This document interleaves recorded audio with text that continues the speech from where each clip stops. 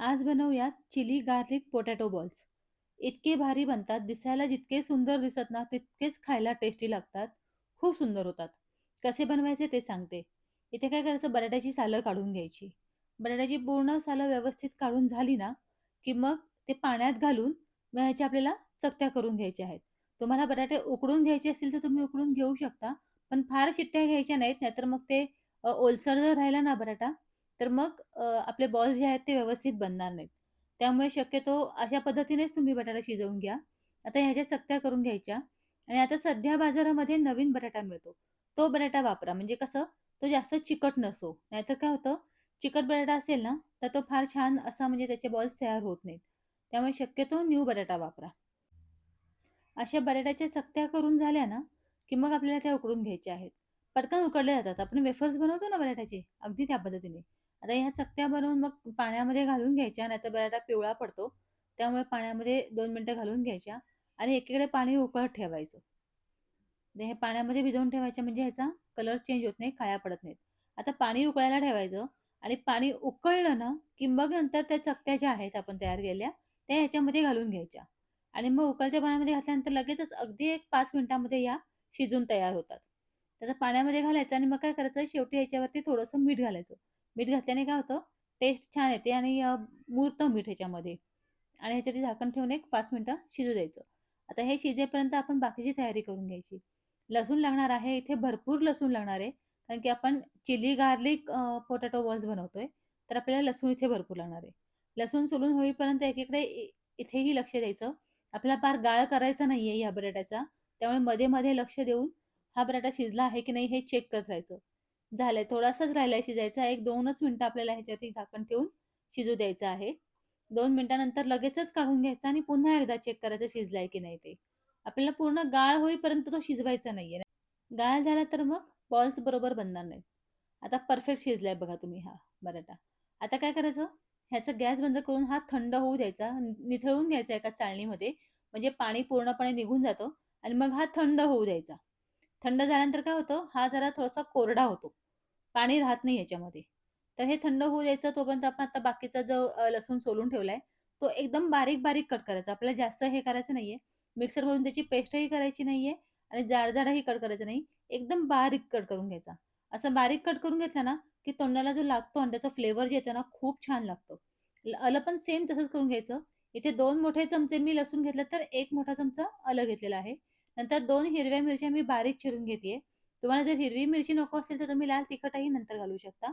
पण मी इथे हिरवी मिरची घालणार आहे. तर 2 मिरच्या मी इथे बारीक चिरून घेतेय. आता ही आपली इथे पूर्वतयारी झालेली आहे याची बऱ्यापैकी. आता इथे एक भांडं घेऊयात आणि भांड्यामध्ये हे सगळं बटाटा जो आहे बघा किती कोरडा झाला व्यवस्थित. आपण गाळून ते निथळायला ठेवलं होतं ना, तर बटाटा एकदम कोरडा झाला बघा. ह्याच्यामध्ये बिलकुलही पाणी नाही राहिलेलं. आता हा कुस्करून घ्यायचा. तुमच्याकडे स्मॅशर असेल तर तुम्ही स्मॅशरने कुस्करू शकता. नाहीतर हाताने जरी कुस्करून घेतलं तरी चालेल. फक्त कडक नाही राहायला पाहिजे. व्यवस्थित स्मूथली एकदम बारीक झाला पाहिजे. तर असा हा छान असा व्यवस्थित दाबून-दाबून बारीक करून घ्यायचा. आता ह्याच्यामध्ये मी थोडंसं कॉर्नफ्लॉवर घालणार आहे. तुम्ही याच्यामध्ये मैदा किंवा मग तांदळाचं पीठही घालू शकता. पण त्याच्याने फार छान असे व्यवस्थित बॉल्स होत नाहीत. कॉर्नफ्लॉवरने छान क्रिस्पी बॉल्स तयार होतात. तर इथे साधारण मी आता छोटा चमचा आहे हा, 5 चमचे मी कॉर्नफ्लॉवर घातले. तुमच्याकडे मोठा चमचा असेल तर 2.5 ते 3 चमचे तुम्ही याच्यामध्ये कॉर्नफ्लॉवर घालून घ्यायचं. आणि बटाटा हा साधारण अर्धा किलो घेतलेला आहे मी. आता हे छान व्यवस्थित मिक्स करून घ्यायचं कॉर्नफ्लॉवर ह्याच्यामध्ये. बटाट्यामध्ये मीठ आहेच, त्यामुळे मीठ नाही घातलं तरी चालतं. तुम्हाला मीठ हवं असेल तर थोडं मीठ तुम्ही ह्याच्यामध्ये घालू शकता. आता व्यवस्थित एकजीव करून घ्यायचं, जसं आपण कणिक मळतो ना पोळ्यांची त्याप्रमाणे.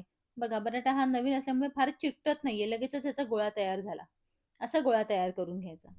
आता गोळा तयार झाल्यानंतर आहे ना, मग काय करायचं, ह्याचे बॉल्स करून घ्यायचे. आपण गुलाबजाम करतो किंवा रसगुल्ले करतो ना, अगदी त्याप्रमाणे ह्याचे हे असे बॉल्स करून घ्यायचे. हे बघा. आता हा थोडा मोठा झालाय. थोडंसं काढून छोटा बॉल तयार करून घेते. साधारण या साइजचे आपल्याला बॉल तयार करून घ्यायचे. हे सगळ्या पिठाचे असे आपल्याला बॉल करून घ्यायचे आहेत. लहान मुलांना ही रेसिपी प्रचंड आवडेल. तुम्ही एकदा नक्की घरी ट्राय करून बघा अशा पद्धतीने. बनवायला फार अवघड नाहीये, पण टेस्टी मात्र भयंकर होते. खूप सुंदर होते. हे बघा, आता मी इथे सगळे बॉल्स तयार करून घेतेय. इथे थोडासा वेळ-मोडा प्रकार होतो. थोडा वेळ लागतो बॉल्स तयार करून घ्यायला. पण हे बघा आता परफेक्ट असे आपले हे बॉल्स तयार झालेत. आता काय करायचं, पाणी परत गरम करत ठेवायचं आणि गरम पाण्यामध्ये आपल्याला हे बॉल्स घालून घ्यायचे. तर आता पाणी उकळलं ना, की हे बॉल्स याच्यामध्ये असे घालून घ्यायचे. इथे बॉल्स घालतानाचा व्हिडिओ माझा स्किप झालाय, त्यामुळे मला इथे घेता येत नाहीये.